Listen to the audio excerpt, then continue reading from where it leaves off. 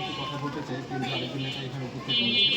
আমি একটু ওনার কাছে জানতে চাইব যে ওনার এই নির্বাচনী প্রচার প্রচারণাকে কেন্দ্র করে একটু বলার আগামী নির্বাচনে ধানের শীষের পক্ষে জনসম্মতি কতটুকু রয়েছে এই ব্যাপারে যদি একটু ধন্যবাদ প্রিয় সাংবাদিক ভাই বোনেরা, আসসালামু আলাইকুম। আপনারা জানেন ত্রয়োদশ জাতীয় সংসদ নির্বাচনে 12 তারিখে অনুষ্ঠিত যে নির্বাচন হতে যাচ্ছে, সারা বাংলাদেশে ধানের শীষের জোয়ার উঠেছে।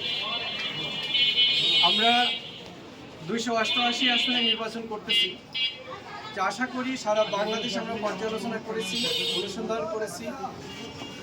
বিএনপির চেয়ারম্যান জনাব তারেক রহমান সাহেব টিম পাঠিয়ে বিভিন্ন জায়গায় খোঁজখবর নিয়েছেন, এখনও নিচ্ছেন। তা আমরা নিরঙ্কুশভাবে সংখ্যাগরিষ্ঠতা আসন নিয়ে বিএনপি জাতীয় সংসদ অধিবেশনে সরকার গঠন করবে ইনশাল্লাহ।